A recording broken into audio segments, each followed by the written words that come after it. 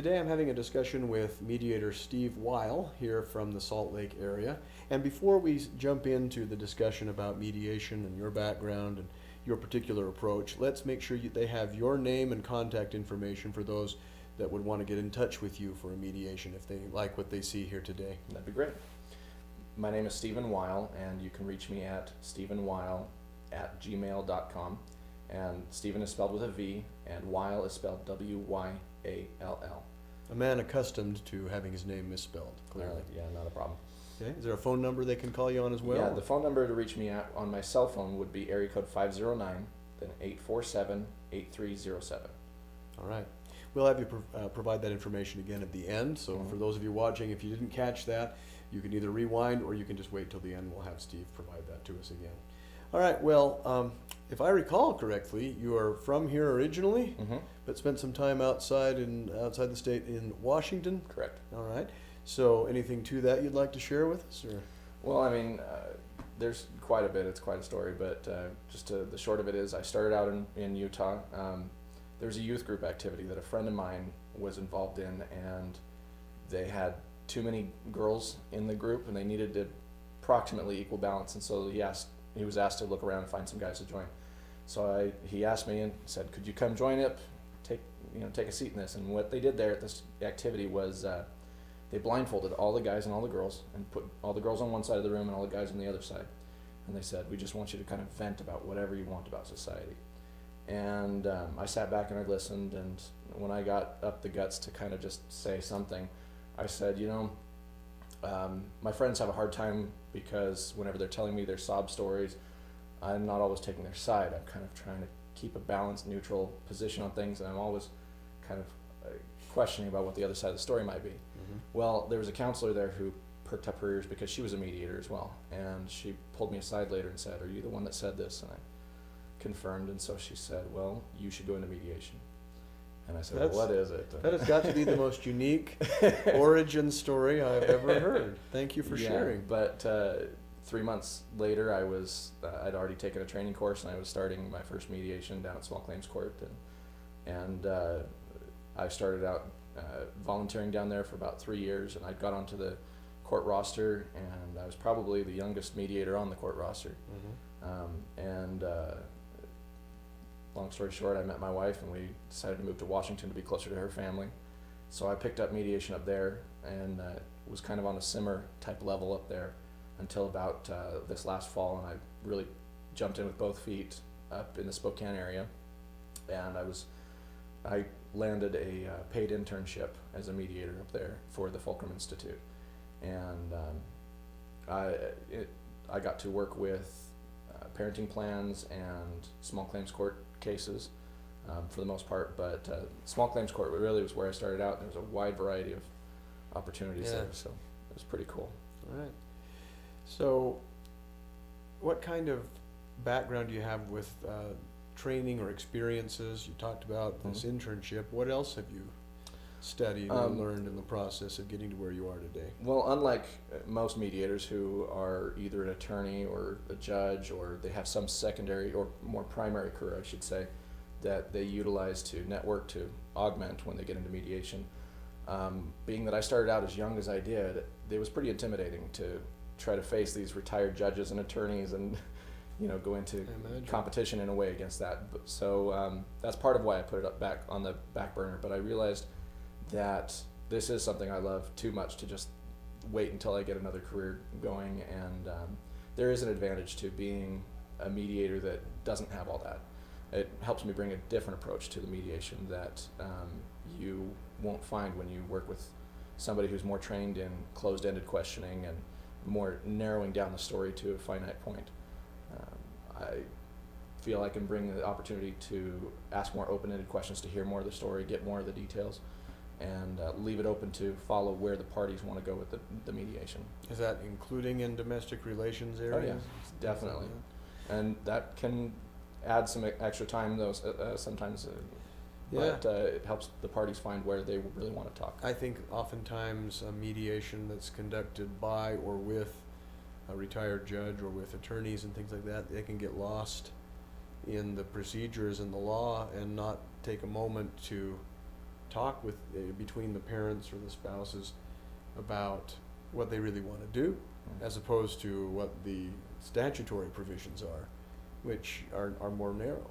And I think it's very helpful to someone that can talk in a capacity as, I'm just a fellow citizen. Are you a parent yourself? Yes, I am. Yeah. So as one who's a parent, I like, look, these are the things that matter to us. Whether the attorneys and judges or a mediator, attorney judge, wants to deal with that or not, or feels it's important, I think it is useful where you can just relate to people on the same level as they are.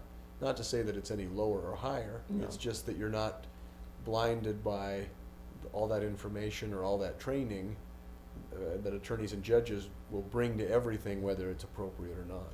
Yeah, but there's still, of course, some very specific training to mediation that I've had to pick up over the years, and I've really enjoyed. I've picked up a great deal of it within the past year as well.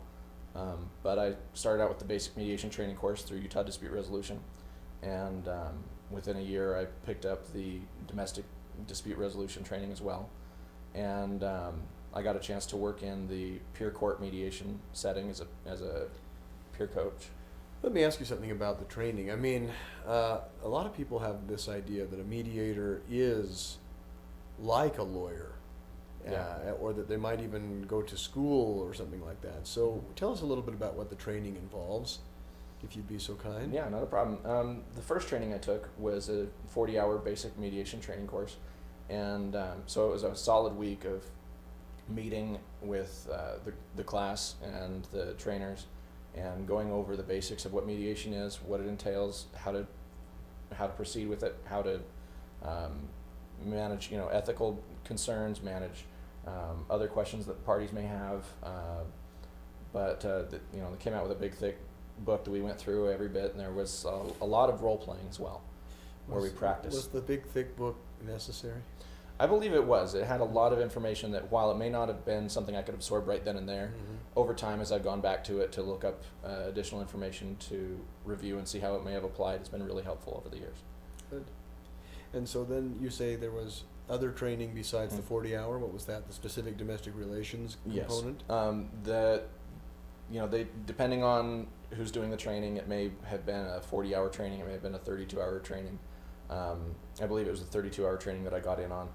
And, that was more of just a couple of days, right, close, bunched up against a weekend, and, kind of walk through the differences between handling a domestic situation versus, more the concerns about a domestic situation rather than a small claims court or other type of mediation. So how do you approach a divorce or child custody kind of mediation? Do you talk to the people in advance? Do you send out any kind of request for them to summarize their positions or tell their stories, or do you just prefer to meet with them all at once, or kind of explain how you go about it? Okay, so up in Spokane at the Fulcrum Institute, what we would do is the parties would generally call into the Fulcrum, and the intake specialist would take the call, and she would ask some basic information questions, trying to understand what it is what's the nature of their concern, who the other parties are, just get the groundwork done so that we could contact the other party and start the ball rolling. And she would then do the work to call back and forth, try to get things set up, get the parties set on a specific day, and then after she got that set up, she would then go through the 4 or 5 mediators that we had there at the center and give us each a call and say, hey, are you available on this day? And then if whoever was next, they tried to keep it pretty even throughout all the mediators. Whoever was available could take it, but we'd get maybe 4 or 5 mediations a month, and anyways, we'd meet at the scheduled date and time, and there'd be a folder already collected with all the information that we'd need about the names of the parties and just the brief nature of it. And but when I sat down with the parties, I'd go over the basics, because many of them I'd ask them right up front a few questions. Have they mediated before? Have they consulted with an attorney? Is their attorney coming? Are they, if they had a legal question, would they be able to reach their attorney on the phone? And do they have the ability to actually make the decision in this matter? And just kind of some confirming questions up front to see that we're really ready to go forward with things. And why do you do that? Well, because frankly, if people show up and it's not the person that's supposed to be there, or if they don't have the authority to make the final decision in the matter, then we can't proceed with things. So And it's if you proceed without knowing that, you've wasted a lot of time great when deal. it finally dawns on you what's happened. yeah, I haven't had that happen before, but it's always good to make sure. Yeah, well, and you're ensuring that it doesn't. Mhm. And then I'd go through kind of the basic opening statement of what a mediation is, how it proceeds, how I might utilize caucus in the mediation if necessary. I'd usually use those to either gather more information from parties because they might not feel comfortable sharing it, and I might get a sense of that during the mediation, or it might also be because things are just so heated they can't sit in the same room. One of the other basic pieces of information we start out with is whether or not there's been a domestic dispute, how comfortable people are sitting in the same room together. We have a 10-question questionnaire that we hand them, or we mail to them ahead of time, and that's in the file as well, so I review that. And if they're not comfortable sitting in the same room, we may even start in separate rooms. Have you ever seen anybody try to abuse that to get some kind of advantage or to kind of hex the system? I say, well, I'm a victim of domestic violence, and thinking that will somehow bias you as the mediator. Well, it won't buy me as the mediator because I'm not there to be bought. I'm not there to take biased. a side. What I mean, like they're trying to get you to sympathize. Do you ever see Yeah. anybody do that? Oh, well, people say things like, oh, yeah, you're a parent, you understand. And I say, well, I may be a parent, but that doesn't mean I understand your situation. Help me understand more. And I try to turn it back to what they're feeling, what they're going through, rather than making it focus on me. Because I'm not there to put myself in between the two of them as an active member of the conflict. I'm not there to continue to be dragged on into the future, in future court proceedings. And, that's why there's that confidentiality aspect to it. And both for them and for my sake, so that I could say, look, I'm not here to be dragged into this in the future. So, do you find people often asking you what powers you have when they meet with you, and or when they inquire with you about using your services as a mediator? Do They want to clarify. It's usually just because they don't understand quite what mediation is. They want to say, well, do you file it with the courts, or they'll ask, what. And if we sign something today, what means this is of any value? And I say, well, you go file this with the courts, so it's still backed by the courts at the end of the day. Mm-hmm. So it is a legally binding contract at that point. And you can't make any decisions for them. No, I'm very clear with them about that. I'm not a lawyer. I'm not a judge. I'm not an attorney. I'm not a counselor. I'm not a therapist.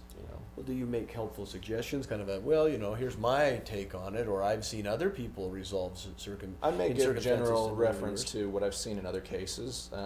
When people are really just having no idea where to start from, I might say, well, oftentimes, dad might get weekends, mom might have a midweek visit, whatever the situation might be.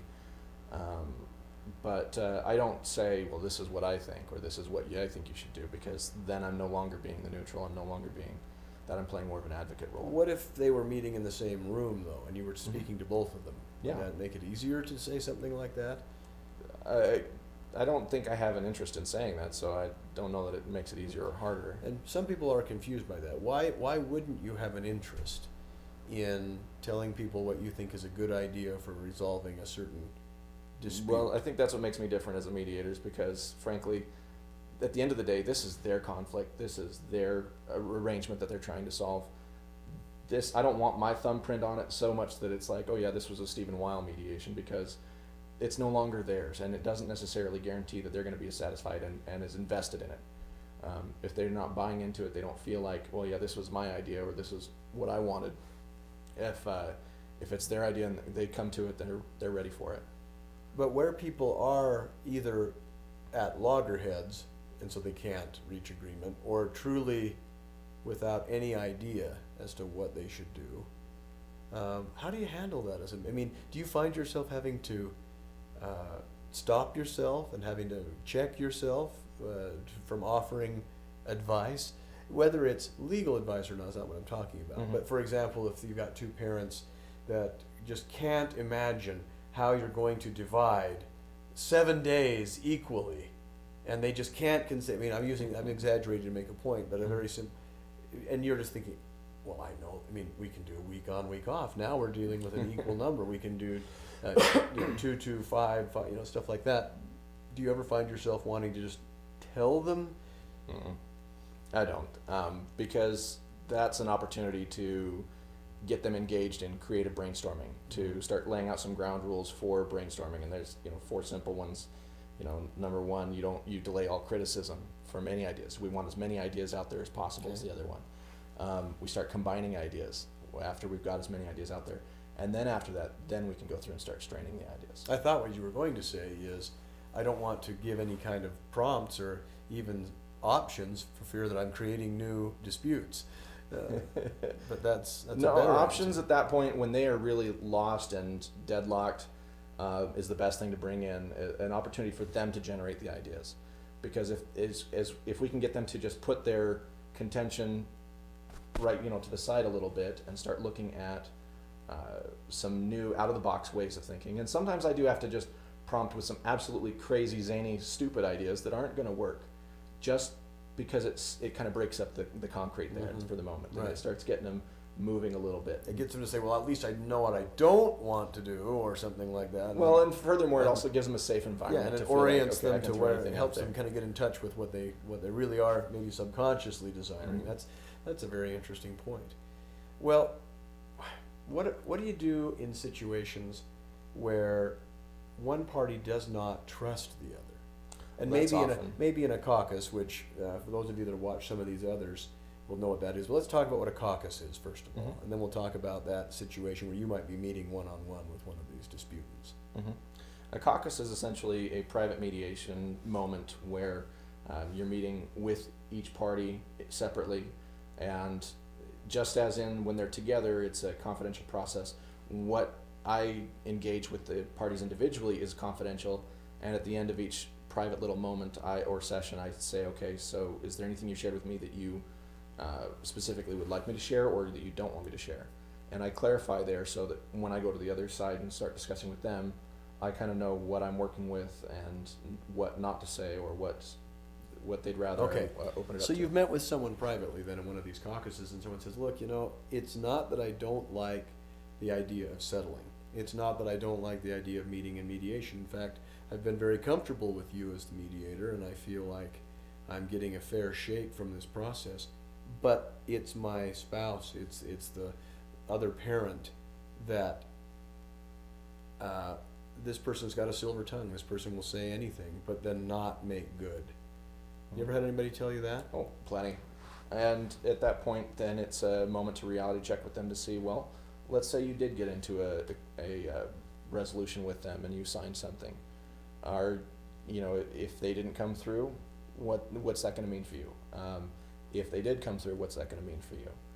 And if you're not comfortable even going to that end to even sign anything today, then why are you here?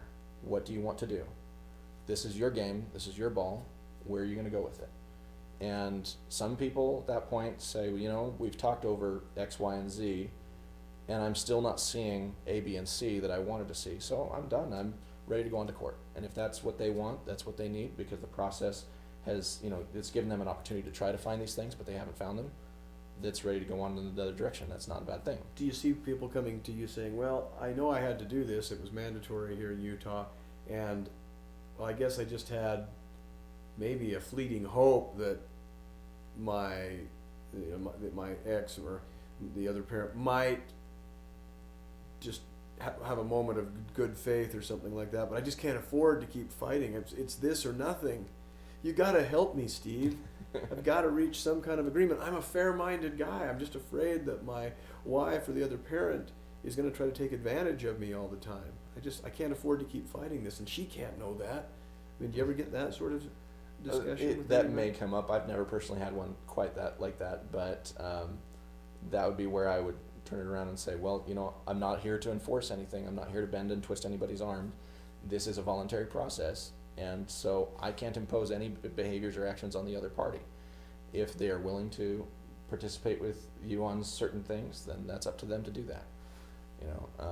But I'm here to help try to build communication. That's my primary function, is to try to help reestablish communication, reestablish trust, try to see what they might be able to feel like they're comfortable agreeing to, and find out what those interest pieces are. What are the main important pieces to the mediation? With your experience in a range of different kinds of mediation situations, but focusing on divorce and domestic relations, what's the average ideal period of time? Now, knowing of course that each case is different, Oh, yeah. I understand that, but is it a matter of a couple hours? Is it half a day? Well, 6 hours, a whole day? Working with the small claims, it was often anywhere from, you'd have some that were short as 15 minutes up to maybe 4 hours. Working up in Spokane with the Fulcrum Institute, it was often that we'd have things done within a 4-hour period. But then I did have some that would go 8 hours. Those were kind of more the extreme situations. So we're usually able to resolve this within 4 to 6 at most. 4 to 6 at most? At most. If a mediation, if people want to continue beyond 8 hours, what would you say to that? Well, that's a great opportunity to kind of make a small agenda list of things to consider and think about while we take our break, and have the scheduled meet time put together to identify exactly when we're going to get together again, and then follow up, make sure, give them a call a couple days or, the day before the next meeting, make sure everything's still in line, and meet and pick up where we left off, review the points that we left on, and kind of see where things are at that point, continue. What motivates people to go to mediation instead of just skipping that step altogether and saying, well, I know the court's got to sign off on something anyway, why don't I just go to trial? Well, one of the easy, obvious ones is that it's cheaper, it's faster, but it really depends on their case. I mean, if they feel like they've been wronged and there's some legal matter that really is more pressing, then that takes precedence over trying to resolve the situation in a amicable way between the two of them. Then sometimes it's just best to go to the mediation, listen, because maybe there's something you didn't hear before. Maybe there's some information that you could gain from this that you weren't aware of. And often I ask and start out with the parties to ask them to listen as though this is the first time they've ever heard the situation, and try to reconsider what the other party says as, maybe from somebody else's perspective. Listen as though they were somebody else for a moment. And sometimes that can break the ice and get things moving, whereas they may have been hitting the ground saying, we're just going to be done with this in 15 minutes and go off to court.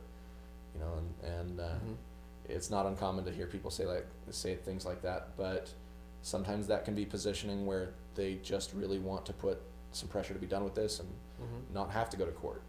So you'd really never know quite what the motivations are that people may position or say things from until you've really sat down and listened to a great deal more about it. Can anyone successfully mediate, or are there certain types of personalities that just aren't suitable for it?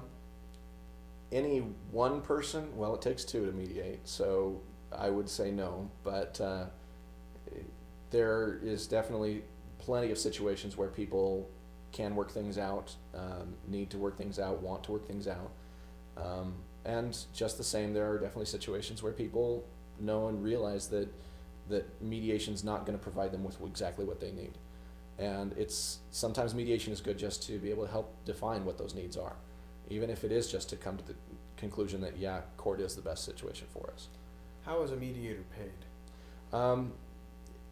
And up in the Fulcrum Institute, the way they handled payment was we had a 4-hour grant that was offered through the court system if people qualified for it, if their income was low enough. And that was worth about $100 an hour. And so for the amount of time we worked with them, up to 4 hours, we would get 60% of that $100 an hour fee.